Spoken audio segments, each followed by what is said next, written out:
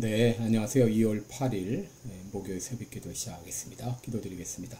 은혜로우신 우리 아버지, 오늘도 복된 새날을 허락해 주신 것을 감사를 드립니다. 오늘 하루도 매 순간순간마다 주님이 나와 함께 계심을 믿고 주님과 동행하는 복된 발걸음 되게 하시고 내 마음의 생각과 내 마음의 모든 뜻을 주님께서 기억하시고 인도해 주셔서 주님의 뜻대로 살아가는 하루가 될 수 있도록 은혜 베풀어 주시옵소서.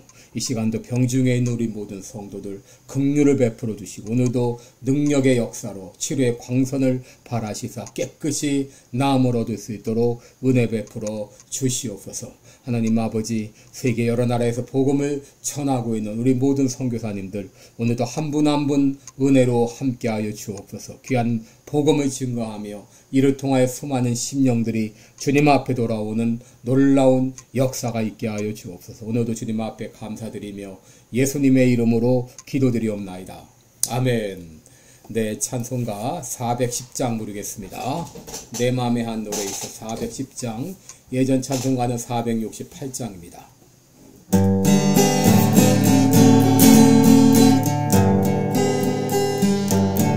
내 맘에 한 노래 있어 나 즐겁게 늘 부르네. 이 노래를 부를 때에 큰 평화 임하도다.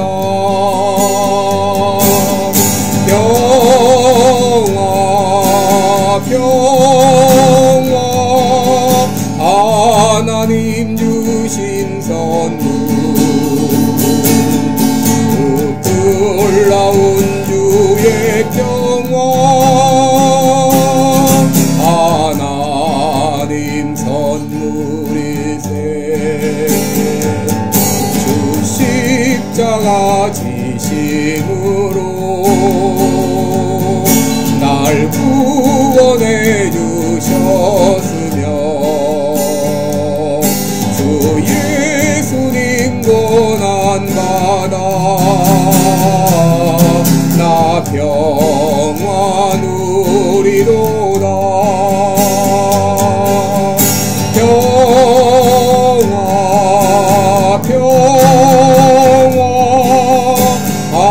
하나님 주신 선물 그 놀라운 주의 평화 하나님 선물일세. 나 주님께 영광 돌려 참 평화가 넘치도다. 주 하나님 은혜로서 이 평화 누리도다.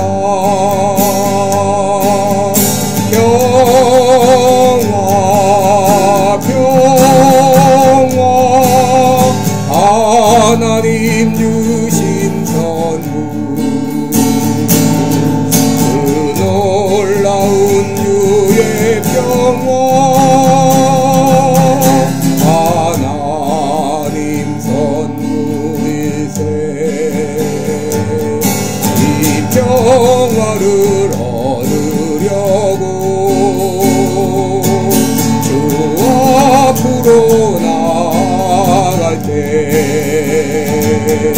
주 예수님 우리에게 이 평화 주시도다.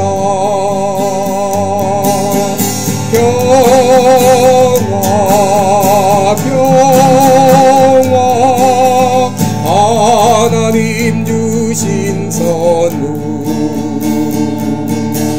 그 놀라운 주의 평화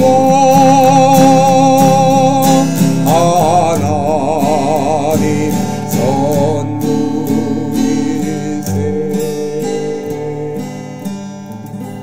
아멘.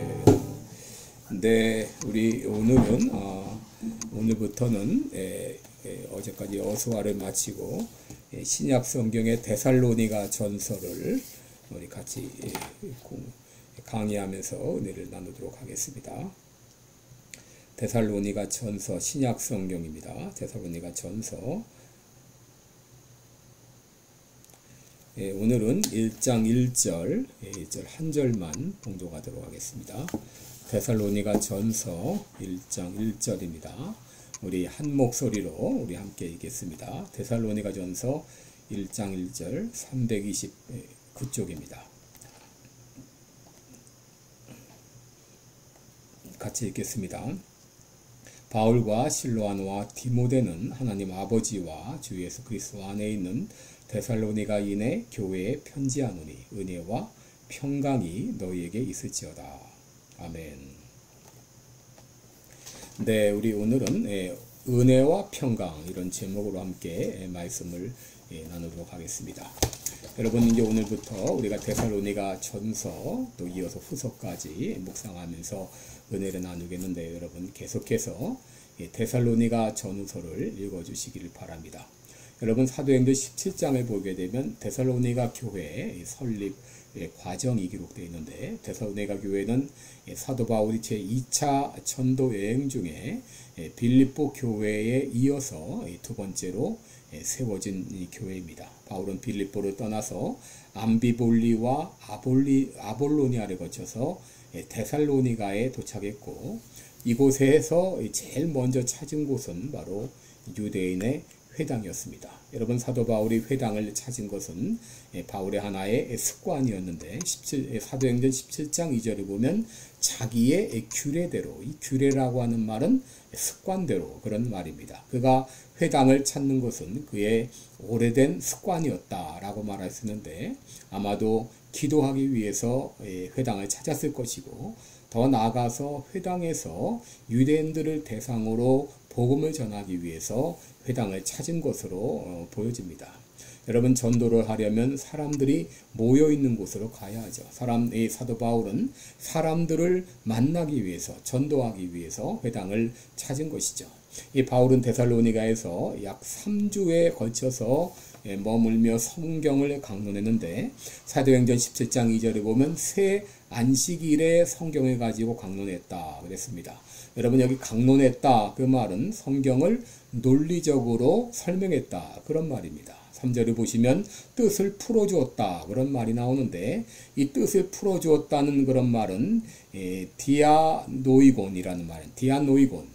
디아라는 말은 파고드는 것을 말합니다. 깊이 파고들고, 아노이고라고 하는 말은 열다 그런 뜻인데, 바로 fully 오픈했다, 완전히 열었다, 열어주었다 그런 말입니다. 사도 바울은 아마도 이사야 같은 그런 메시아의 탄생에 대한 그런 구약 성경을 강의했던 것으로 보여집니다. 여러분, 집사 빌립도 에디오피아 내시에게 이사야 53장을 풀어 주었던 것처럼, 이 바울은 바로 구약 성경 강해를 통해서 예수님께서 구약에서 바로 예언된 메시아라고 하는 것을 성경을 통해 풀어주었던 것으로 보게 됩니다.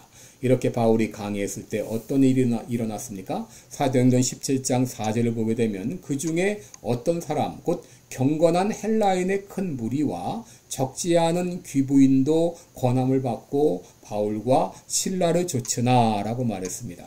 여러분, 여기 경건한 헬라인은 헬라인으로서 유대교에 입교한 사람들이고, 귀부인들은 유대인 귀부인들로 보여주는데, 그들은 사도 바울의 설교를 듣고 적지 않은 무리가 권함을 받고 예수님을 믿게 되었고, 이로 말미암아 바로 데살로니가 교회, 새로운 신생 교회가 설립되게 된 것이죠. 다시 말해, 이 데살로니가 교회는 순수한 새신자들로만 구성된 그런 신생 교회였습니다.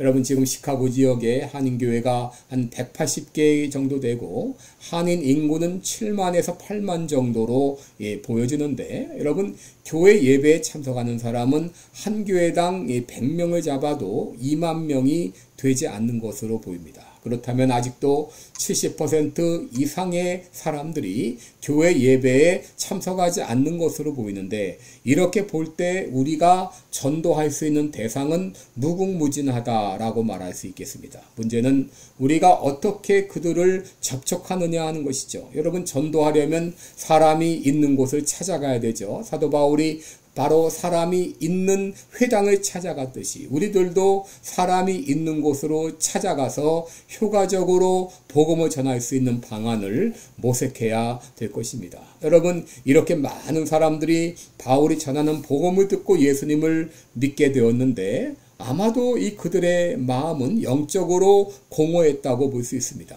유대교도 그들에게 참 공허함을 채워주지 못하고, 또 헬라 철학 역시 그들의 공허한 마음을 채워주지 못하고 있었다라고 말할 수 있습니다. 여러분, 우리 어거스틴 말했듯이, 또 파스칼이 말했듯이, 이 사람들의 마음에는 그 어느 누구도 채울 수 없는, 오직 하나님만 채워줄 수 있는 빈 공간이 있다라고 말했는데, 여러분, 인간이 아무리 물질적으로 또 권력과 명예로 이제 가득하다 할지라도 그 어떤 것도 그 채워줄 수 없는 빈 마음이 우리 인간에게 있는 것이죠. 그러므로 이제 복음만이, 예수 그리스도만이, 하나님만이 그 빈 공간을 채울 수 있는데, 이제 우리들이 복음을 들고 나갈 때에 복음에 이 마음이 공허한 사람들, 하나님으로 채워주지 못한, 인간의 이 모든 것으로 채우지 못하는 그 빈 공간을 우리가 복음으로 복음을 전할 때 그들의 마음의 공허함이 채워주면서 주님 앞에 돌아오는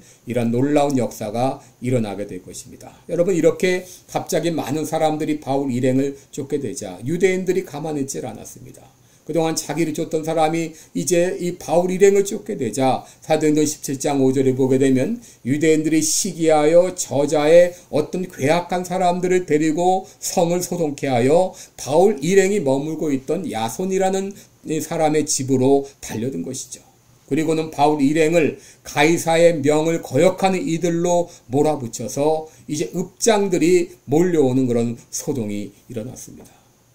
이 시장에서 깡패 같은 사람들을 동원해가지고 성을 소동케 해가지고 야손의 집으로 달려들어서 바울 일행을 끌어내려고 했던 것이죠.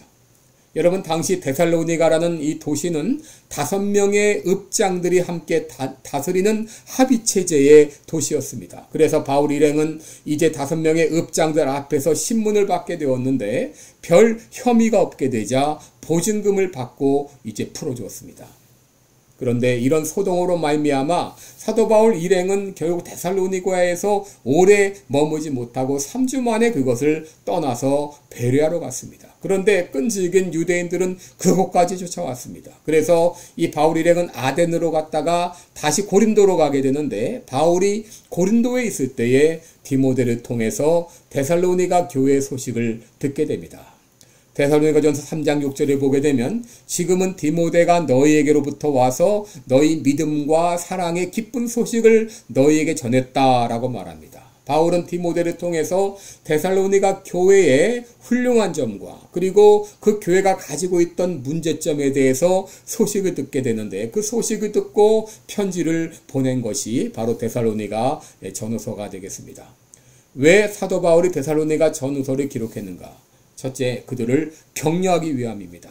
여러분, 데살로니가 교회는 신생교회였습니다. 더구나 많은 어려움 가운데 있었습니다. 그럼에도 믿음 가운데 잘 성장하고 있었습니다. 바울은 그들이 어려움 가운데서도 열심으로 믿음 생활하는 것을 격려하기 위해서 편지를 보냈습니다. 둘째 목적은 교훈을 주기 위함입니다. 여러분, 데살로니가 전후서를 보게 되면 많은 교훈이 있습니다. 2장을 보게 되면 새신자들을 잘 돌보라. 3장에서는 장차받을 환난을 잘 대비하라. 4장에서는 하나님을 기쁘시게 하는 삶을 살라. 그리고 5장에서는 그리스도의 재림을 잘 맞이하라. 이런 이 그리스도인의 삶에 현실적인 도움을 주고 있습니다. 사도 바울은 이들을 격려하고 현실적인 도움을 주기 위해서 편지를 보낸 것입니다. 여러분 오늘은 서론격으로 1절 말씀만 함께 생각하겠는데요. 1절을 보시면 편지를 보내는 발신자가 나와 있죠. 발신자는 누구입니까? 바울과 실로아노와 디모데입니다. 이 실로아노는 신라를 말하고 디모데는 바울의 믿음의 아들이라고 하는 디모데를 말하죠. 이들을 사도 바울이 제2차 전도여행 중 함께 이제 동행했습니다. 그리고 동역했습니다. 그래서 사도 바울은 이들을 공동 발신자로 올려놓고 있는 걸 보게 됩니다. 수신자는 당연히 데살로니가 교회였죠. 그런데 데살로니가 교회를 어떻게 소개하고 있습니까? 여기 1절에 보시면 그리스도 예수 안에 있는 데살로니가인의 교회라고 소개하고 있습니다.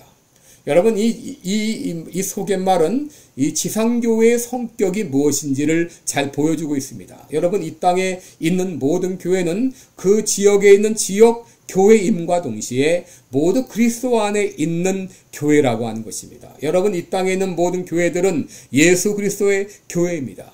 예수 그리스도의 교회라고 하는 것은 예수 그리스도께서 주인된 교회를 말합니다. 여러분 교회의 주인은 사람이 아닙니다. 목사도 아니고 장로도 아니고 또 오랫동안 거기 머물렀던 교인도 아닙니다. 여러분 교회의 주인은 오직 예수 그리스도입니다. 그리고 이 땅에 있는 모든 이 지역교회 로컬 처치들은 바로 이 예수 그리스도의 교회의 브랜치 교회라 그렇게 말할 수 있습니다. 그렇기 때문에 여러분 종종 이제 교회 창립 50주년, 교회 창립 20주년 하면서 창립이라는 말을 쓰는데 이것은 잘못된 표현이라고 말할 수 있습니다. 여러분 이 땅의 모든 교회는 예수 그리스도 교회 오직 하나입니다. 예수 그리스도께서 교회를 창립하신 것이죠. 그리고 이 땅에 있는 모든 교회들은 그 예수 그리스도의 교회의 브랜치 교회일 뿐입니다. 그러므로 교회 창립이라는 말은 적절치 않고 교회 설립이라고 하는 이 말을 사용해야 될 것입니다.